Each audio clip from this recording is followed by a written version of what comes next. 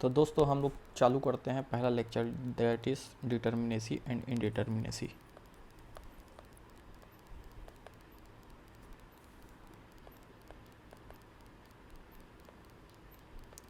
And indeterminacy.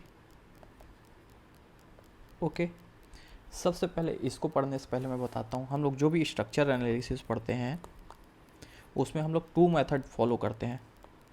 First one is the force method and second one is a displacement method.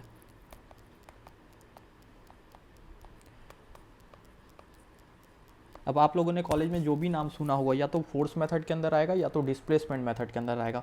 वो चीज़ हम लोग बाद में देखेंगे कि कौन सा मेथड किस मेथड के अंदर आता है। जैसे आप लोगों ने बहुत सारा मेथड पढ़ा होगा, slope deflection method, moment distribution method, consistency method, तो वो देखेंगे किसके अंतर्गत आता है। अब अगर हम लोग फोर्स मेथड ऑफ एनालिसिस अगर स्टडी कर रहे हैं, जैसे मैं यहाँ पे लिख देता हूँ फोर्स मेथड,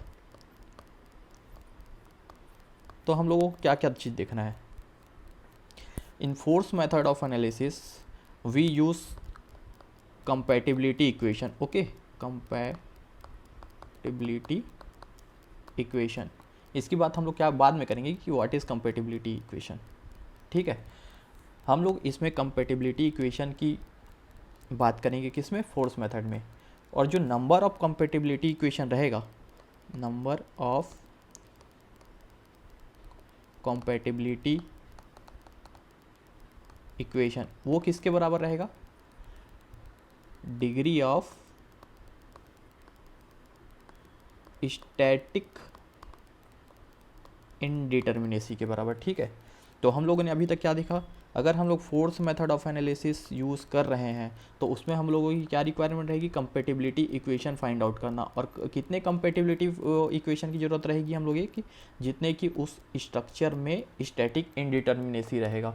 सिमिलरली अगर डिस्प्लेसमेंट मेथड की बात की जाए, डिस्प्लेसमेंट मेथड, तो इसमें हम लोग जो यूज़ करते हैं उसे कहते हैं इक्विलिब्रियम इक्वेशन। इक्विलिब्रियम इक्वेशन इसमें यूज़ करते हैं। और जितने और नंबर ऑफ इक्विलिब्रियम इक्वेशन क्या रहेगा, जितना हम लोग का डी के, दैट इज काइनेमेटिक इनडिटर्मिनेसी। तो अब आप लोग को समझ में आ रहा होगा स्टैटिक इनडिटर्मिनेसी और काइनेमेटिक इनडिटर्मिनेसी हम लोग क्यों यूज़ कर रहे हैं। अगर हम लोग स्टैटिक इनडिटर्मिनेसी निकाल रहे हैं उसका मतलब हम लोग फोर्स मेथड की ओर जा रहे हैं, और हम लोग काइनेमेटिक इनडिटर्मिनेसी कहाँ पे यूज़ करेंगे, जहाँ पे हम लोग डिस्प्लेसमेंट मेथड की ओर जाएंगे वहाँ पे हम लोग काइनेमेटिक इनडिटर्मिनेसी यूज़ करेंगे। तो आप लोग को समझ में आ गया होगा हम लोग को डी एस एंड डी के की ज़रूरत क्यों पड़ती है। इसको स्टैटिक इनडिटर्मिनेसी को हम लोग जनरली डी एस से शो करते हैं एंड काइनेमेटिक इनडिटर्मिनेसी को डी के से। ठीक है, तो हम लोग क्या बोल सकते हैं, number of compatibility equation required, we need to find out degree of static indeterminacy of the structure, and to find out the number of equilibrium equation required, we find out the degree of kinematic indeterminacy of the structure. यहाँ तक clear है। अब हम लोग देखते हैं degree of static indeterminacy क्या होता है। डिग्री ऑफ स्टैटिक इनडिटर्मिनेसी, इसको जनरली डी एस से शो किया जाता है। अब लिखेंगे नोट, ये वेरी इंपॉर्टेंट है। If all the member forces and support reaction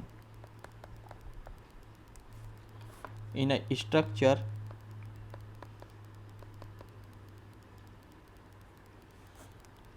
can be solved by only using equation of static equilibrium, then this structure is called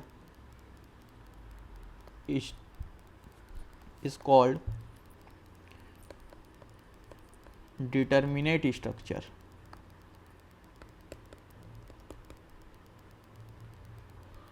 अब समझेंगे यहाँ पे क्या बोला गया है। अगर हम लोगों का जो member forces and support reaction वो अगर सिर्फ स्टैटिक इक्विलिब्रियम से ही सॉल्व हो जा रहा है तो उसको क्या बोलेंगे अपन, डिटर्मिनेट स्ट्रक्चर। और अगर ऐसा नहीं हो रहा है तो उसको क्या बोलेंगे, अदरवाइज इनडिटर्मिनेट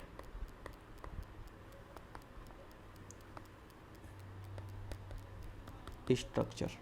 ठीक है।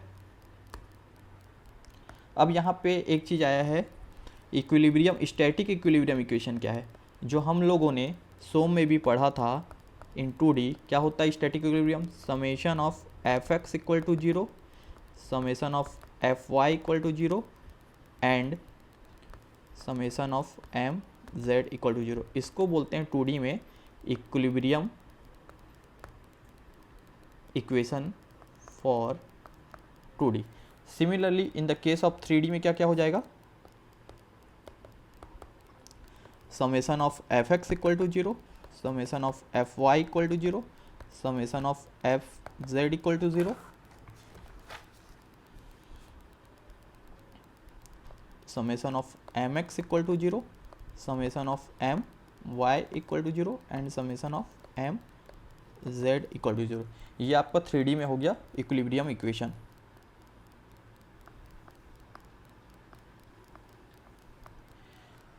अब हम लोगों ने यहाँ पे क्या पढ़ा, अगर स्टैटिक इक्विलिब्रियम के थ्रू हमारा प्रॉब्लम सॉल्व हो जा रहा है तो डिटर्मिनेट स्ट्रक्चर कहलाएगा। अगर इस इक्वेशन के अलावा हमें और कोई इक्वेशन की ज़रूरत पड़ रही है तो वो कहलाएगा इनडिटर्मिनेट स्ट्रक्चर। अब इनडिटर्मिनेट स्ट्रक्चर में वो 1 डिग्री हो सकता है, 2 डिग्री हो सकता है, कोई भी n डिग्री हो सकता है। तो उसको कैसे फाइंड आउट करते हैं देखेंगे। ds that is degree of static indeterminacy. तो सबसे पहले हम लोग फाइंड आउट करेंगे नंबर ऑफ अननोन। वो किस में हो सकते हैं, मेंबर फोर्सेस, ये भी तो अननोन रहेगा ना भाई, एंड सपोर्ट रिएक्शन। ठीक है, इतने तो अननोन हो गए। और हमारे पास क्या है, स्टैटिक इक्विलिब्रियम इक्वेशन भी तो है, वो तो माइनस करना पड़ेगा ना। अगर 2D की बात हुई तो 3 से माइनस कर देंगे, 3D की बात हुई तो 6 से माइनस कर देंगे भाई। Number of equation of static equilibrium. ठीक है, ये हो गया ds। अब जो ds है स्टैटिक इनडिटर्मिनेसी, वो तो या तो एक्सटर्नल हो सकता है या इंटरनल हो सकता है। तो अगर एक्सटर्नल को शो कर रहे हैं तो कैसे करेंगे, DSE, और अगर इंटरनल को कर रहे हैं तो DSI। ये दोनों का समेशन होगा। अब हम लोग प्रॉब्लम में डायरेक्टली DSI नहीं निकालते हैं, हम लोग फाइंड आउट करते हैं DSE। अगर टोटल हम लोग को स्टैटिक इनडिटर्मिनेसी पता है और एक्सटर्नल इनडिटर्मिनेसी पता है तो इससे इसको माइनस करके दैट इज DSI हम लोग निकाल सकते हैं। ठीक है, अब DSI के बारे में एक चीज़ लिखेंगे, note, static internal indeterminacy DSI, if all the member forces in the structure can be obtained by knowing the support reaction, then structure is said to be internally determinate। अब समझेंगे क्या बोल रहा है। अगर जो हमारा अननोन रहेगा वो सिर्फ सपोर्ट रिएक्शन रहेगा, ठीक है, सपोर्ट रिएक्शन अननोन रहेगा, तो उसको हम लोग क्या बोलेंगे, इंटरनली डिटर्मिनेट स्ट्रक्चर। और ऐसा अगर नहीं हो रहा है तो उसको क्या बोलेंगे, इंटरनली इनडिटर्मिनेट स्ट्रक्चर भी कहलाएगा, ठीक है। अब हम लोग एक एग्जांपल के थ्रू निकालने की कोशिश करते हैं बीम में कितना होगा। सपोज एक एग्जांपल लेता हूँ मैं, इसमें हम लोग को ds निकालना है, फाइंड ds, ठीक है। ये मैं एक बना देता हूँ,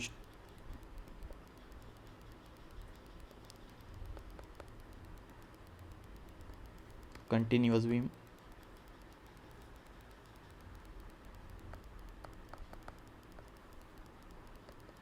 ये क्या है फर्स्ट वाला आपका, ये है हिंज, ये है रोलर, ये again hinge, this is roller, ठीक है। यहाँ पे इसका हम लोगों को फाइंड आउट करना है ds, तो क्या होगा देखते हैं। अभी यहाँ पे कोई भी लोडिंग नहीं दिया हुआ है तो हम लोग क्या मान के चलेंगे, जनरलाइज्ड लोडिंग है, ठीक है, मतलब किसी भी डायरेक्शन से लोड आ सकता है। तो हम लोग जानते हैं यहाँ पे कितने अननोन रहते हैं, इसमें अननोन कितने रहेंगे, horizontal force and vertical force 2 unknown, roller में 1 अननोन, अगेन रोलर में 1 अननोन, हिंज में 2 अननोन। तो टोटल अपन लोग का अननोन कितना हो गया, 2 + 1 + 1 + 2 दैट इज 6।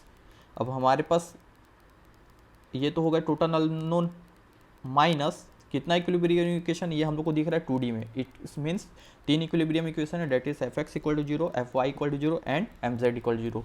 तो ये 3 अपने पास इक्वेशन हो, तो कितना हो गया 6 - 3 दैट इज 3। तो 3 क्या आ जाएगा, ये हो गया ds, स्टैटिक इनडिटर्मिनेसी, ऐसे फाइंड आउट किया जाता है, ठीक है। अब फ्रेम में हम लोग कैसे फाइंड आउट करेंगे ये देखते हैं। तो हेडिंग लिखेंगे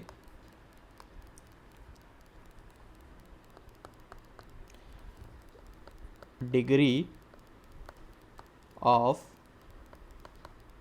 स्टैटिक इनडिटर्मिनेसी फॉर फ्रेम्स। इसमें आप लोगों को एग्जांपल के थ्रू समझाऊंगा। पहले ये देख लीजिए ट्री होता क्या है,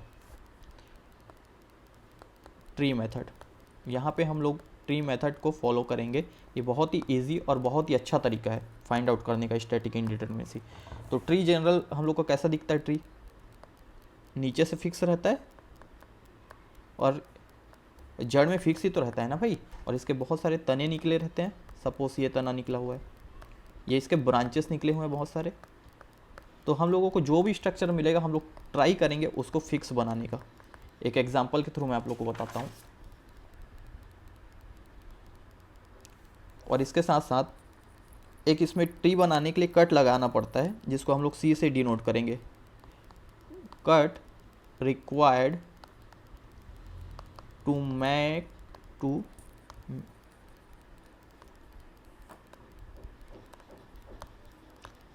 make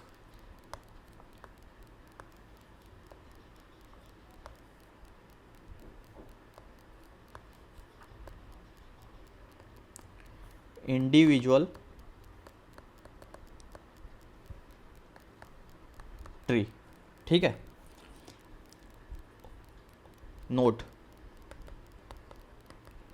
1 cut gives 3 degree of indeterminacy, ठीक है। ये हम लोग देखते हैं, जैसे सपोज एक हम लोग का फ्रेम्ड स्ट्रक्चर है ये,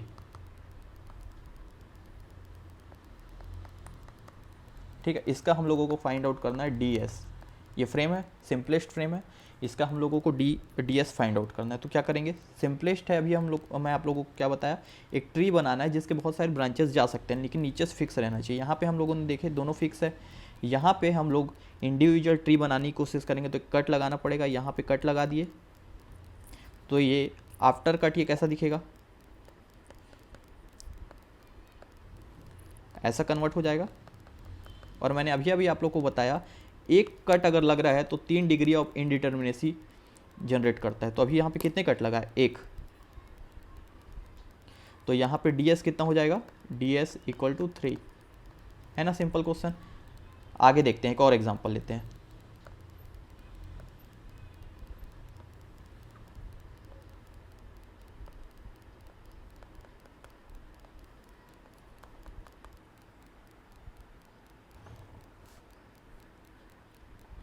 अच्छा नहीं दिख रहा, इसको इरेज करता हूँ मैं।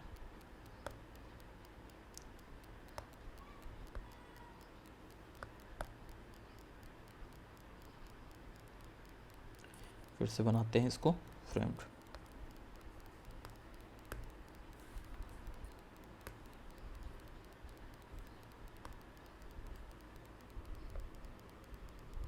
एक डबल स्टोरी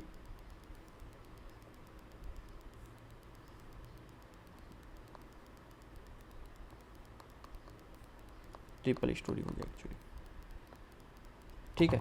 ये सपोज मेरे पास फ्रेम है, इसका हम लोगों को फाइंड आउट करना है ds। दिखने से देखो कितना टफ दिख रहा है, लेकिन सॉल्व करूंगा तो आप बोलोगे ये तो कोई भी कर सकता था, ठीक है। तो यहाँ पे दिख रहा है हम लोगों को क्या बनाना है, 2 डिफरेंट ट्रीज बनाने पड़ेंगे, क्योंकि यहाँ पे 2 फिक्स्ड एंड है। तो यहाँ पे हम लोग कहाँ कहाँ पे कट लगा सकते हैं, एक कट यहाँ पे लगा सकते हैं, एक कट यहाँ पे, एक कट यहाँ पे, एक कट यहाँ पे, एक कट यहाँ पे। ऐसा करने से क्या ये इंडिविजुअल ट्री बन जाएगा 2 ठो। देखते हैं मिटा के बन रहा है कि नहीं। पिक्सल ये मिटाते गए, ये तीसरा। कितने कट लगाए हैं अभी हम लोग, 6 कट लगाए हैं। तो ds क्या हो जाएगा, ds इक्वल टू 3 इंटू सी था ना, एक कट से 3, तो कितने कट लगाए हम लोगों ने, 3 इंटू 6, तो कितना हो गया 18 डिग्री इंडिटरमिनेसी। ये आप लोग का आंसर हो गया, ठीक है। क्या ऐसा कर सकते थे हम लोग, नहीं, ये गलत है। यहाँ पे ये वाला जो पोर्शन है ये तो नीचे गिर जा रहा है ना, स्टेबल भी तो रहना चाहिए ना भाई, ठीक है। ये नहीं होगा। तो हम लोग क्या करेंगे इसमें, कैसे तरह का कट लगाएंगे, फिर से देखते हैं कैसे कट लगेगा इसमें। ये स्ट्रक्चर था,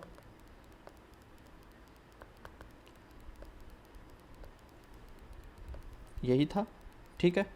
अब हम लोग जो कट लगाने की कोशिश करेंगे वो कैसे लगेगा, स्टेबिलिटी भी मेंटेन करना है ना। एक कट सपोज मैं यहाँ पे लगा दिया, एक कट, ठीक है, यहाँ तक। दूसरा कट यहाँ पे लगा दिया, ठीक है, यहाँ तक। सपोज मैं तीसरा कट यहाँ पे लगा दिया, चौथा कट यहाँ पे, एंड पांचवा कट यहाँ पे। अब ठीक है, ये बैलेंस है, करेक्ट। 1 2 3 4 5, 5 कट लगे। तो अब ds कितना हो जाएगा,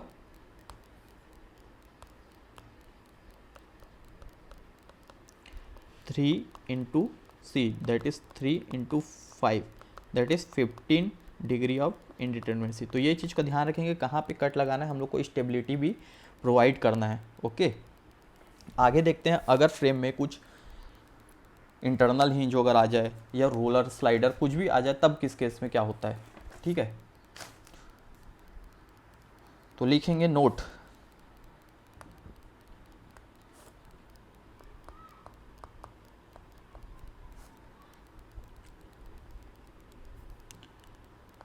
restraining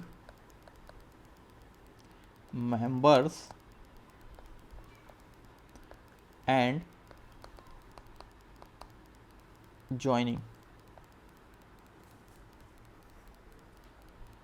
पहला point, for plane frame, for plane frame 2D की बात हो रही है, विथ इंटरनल हिंज,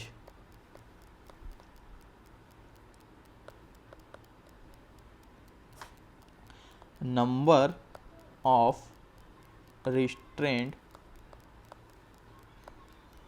रिक्वायर्ड, इसमें कितना रहता है याद रखेंगे, m-1। m क्या है वहाँ पे, m the number of members meeting at the point, ठीक है। स्पेस के लिए क्या हो जाएगा, फॉर 3D के लिए, दैट इज स्पेस फ्रेम के लिए क्या हो जाएगा, विथ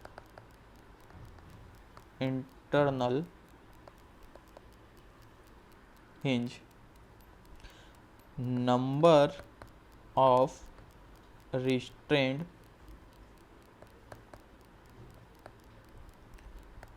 रिक्वायर्ड इज 3 × m-1। इससे क्वेश्चन नहीं आता, बस आप लोग ऑब्जेक्टिव के लिए ध्यान रखेंगे 3 × m-1 इन ब्रैकेट।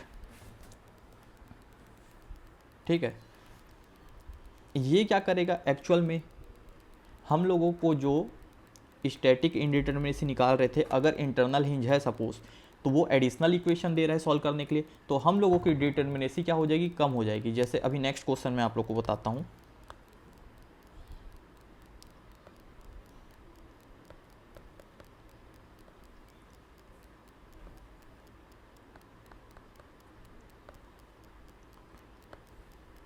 जैसे ये एक क्वेश्चन है, यहाँ पे इंटरनल हिंज दिया हुआ है एंड यहाँ पे भी इंटरनल हिंज दिया हुआ है, तो इसका फाइंड आउट करना है आप लोग को डी एस क्या होगा। ठीक है, तो सबसे पहले तो हम लोग बाकी सब कुछ भूल जाएंगे, जो हम लोग कट लगाते थे टीम मेथड में वैसे ही करेंगे। एक कट यहाँ पे लगेगा, 2 कट यहाँ पे लगेगा, 3 कट यहाँ पे लगेगा, तो सीधा सीधा हम लोग का डी एस कितना हो जाएगा 3 × c। लेकिन अब यहाँ पे चूँकि क्या है इंटरनल हिंज है, ये क्या करेगा एडिशनल इक्वेशन देगा, तो उसको हम लोग माइनस करेंगे। फिर यहाँ पे कितने देगा रिस्ट्रेंट फोर्स, जो हम लोग पढ़े थे अभी अभी m-1 कितने मेंबर से जुड़ा हुआ है, तो देखो ये जॉइंट कितने मेंबर से जुड़ा हुआ है, फर्स्ट एंड सेकंड, तो यहाँ पे क्या हो जाएगा इसके लिए 2 - 1 दैट इज़ 1। सिमिलरली यहाँ पे 2 - 1 = 1। तो ये और ये क्या कर रहे हैं, इसको एडिशनल इक्वेशन दे रहे हैं, तो ये यहाँ पे क्या हो जाएगा -1 + 1, तो ये हो गया 3 × 3 - 2 दैट इज़ 7। तो ये होगा आप लोग का answer, that is D S. चलिए आगे का क्वेश्चन, आगे की थ्योरी हम लोग नेक्स्ट लेक्चर में पढ़ेंगे। ओके।